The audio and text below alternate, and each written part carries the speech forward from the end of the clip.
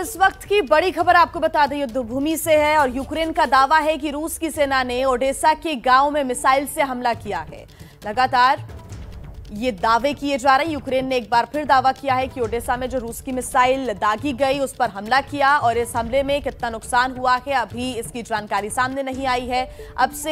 जब से यह युद्ध शुरू हुआ है यूक्रेन लगातार रूस पर रिहायशी इलाकों पर हमला कर रहा है, जबकि रूस इससे इनकार करता रहा है, यानी कि रूस के हमले और भी तेज हो चुके हैं। ओडेसा प्रांत में काफी नुकसान हुआ है। जो वहां के गांव है वहां पर रूस ने मिसाइल अटैक किया है और यूक्रेन ने दावा किया है कि इस मिसाइल अटैक से काफी ज्यादा नुकसान पहुंचा है।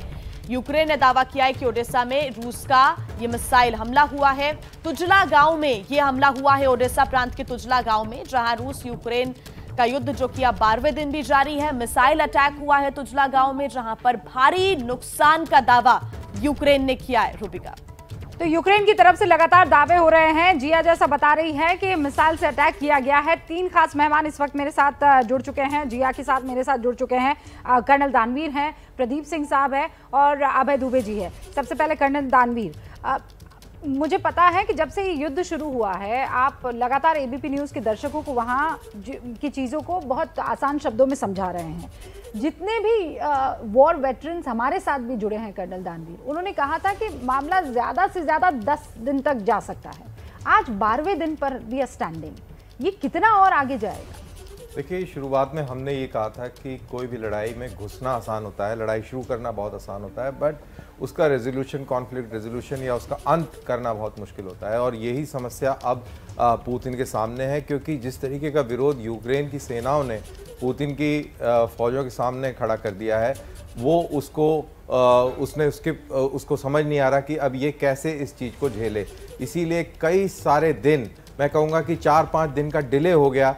वो अपना ना पॉलिटिकल ऑब्जेक्टिव साध सके हैं, ना वो मिलिट्री ऑब्जेक्टिव साध सके हैं, तो इसीलिए ये चीज और आगे खिंचती जा रही है। ये किसको कमजोर कर रहा है? ये रशिया को कमजोर कर रहा है, यूक्रेन को कमजोर कर रहा है, किसे कमजोर कर रहा है? यूक्रेन को तो तबाह कर रहा है, लेकिन रशिया की जो फौज है उसकी जो स्पीड है उसको रोकने में कामयाब हुई है यूक्रेन की सेना।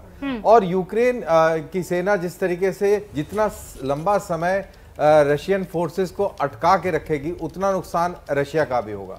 तो रशिया का नुकसान आर्थिक रूप से हो रहा है, छवि के रूप से हो रहा है, सैन्य रूप से हो रहा है, और यूक्रेन तो खैर फिलहाल बर्बाद ही हो रहा है। कर्नल, इसमें एक और चीज़ ये आई थी कि घुटने टेके नहीं आपने कि रशिया पीछे हटा नहीं।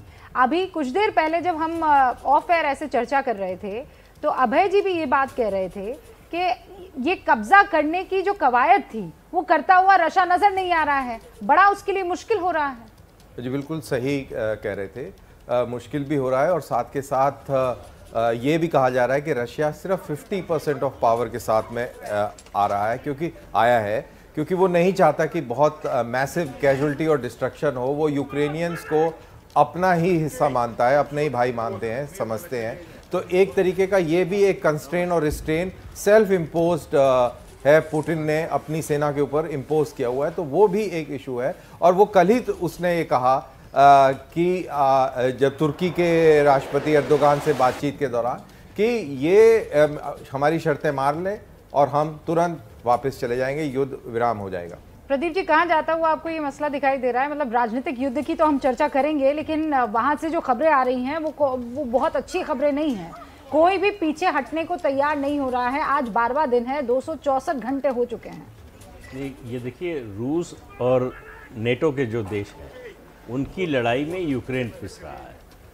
अमेरिका और यूरोप चाहते हैं कि लड़ाई लंबी चले तो रूस में जो है असंतोष स्थानीय स्तर पर देश के अंदर हो, पुतिन जो है अलोकप्रिय हो, उनको जो है उनको सत्ता से जाना पड़े, ऐसी स्थिति आए, और पुतिन की और रूस की जो है किरकिरी हो कि इतनी छोटी सी सेना को हराने में अभी तक नाकाम है।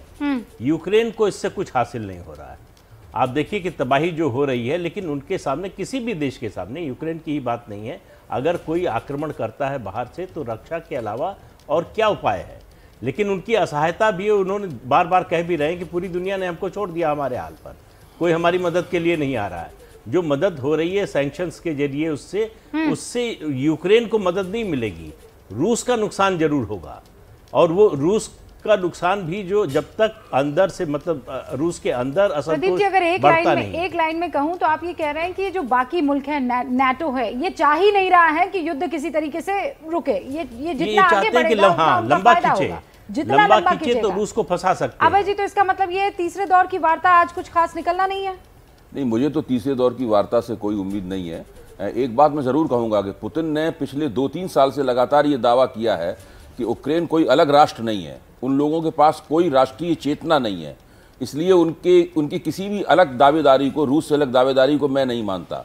लेकिन इस युद्ध ने कम से कम ये दिखा दिया है कि अतीत में जो भी रहा हो, अतीत में रूसी और यूक्रेनी एक से रहे होंगे, और कीव बहुत मॉस्को के उभरने से पहले ऐतिहासिक रूप से कीव जो है वो रूस का प्रमुख स्थल था।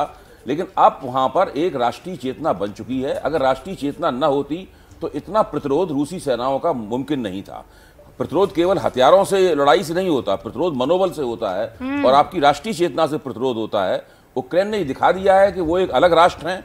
वो रूसी भाषा बोलते हैं, रूसियों जैसे हैं। अगर एक यूक्रेनी और रूसी खड़ा कर दिए, दोनों के बीच में आपको कोई फर्क नजर नहीं आएगा, लेकिन वो एक अलग राष्ट्र है, उनकी अलग राष्ट्रीय चेतना है और उनकी संप्रभुता और स्वायत्तता का सम्मान किया जाना चाहिए। ये चीज उन्होंने अंतर्राष्ट्रीय मंच पर साबित कर दी है। नहीं तो फिर इसमें दोनों जो राष्ट्राध्यक्ष हैं उनके ऊपर सवाल खड़े हो जाएंगे कि भाई सब एक हैं, तुम अपने अपने ईगो के लिए बैटल काहे लड़ रहे हो? कर्नल दानवीर, देखिए, ईगो के लिए बैटल कहना बहुत सिंप्लीफाई हो जाएगा। अगर आप कल की खबरों पे ध्यान दें तो ये सामने आया, येलेंस्की ने ये बोला कि रशियन फोर्सेस जो है दूसरे न्यूक्लियर प्लांट पर कब्जा करने के करीब हैं और ऐसे में हम अपने न्यूक्लियर डॉक्यूमेंट सारे तबाह कर देंगे, जला देंगे या उनको संग्रहालय में, कोई उन्होंने जिक्र किया कि वहां शिफ्ट कर देंगे।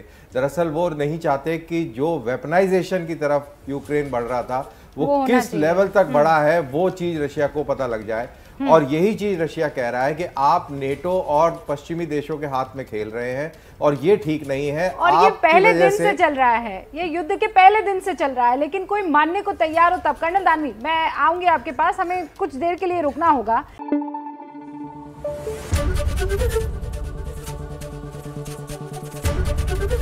एबीपी न्यूज आपको रखे आगे।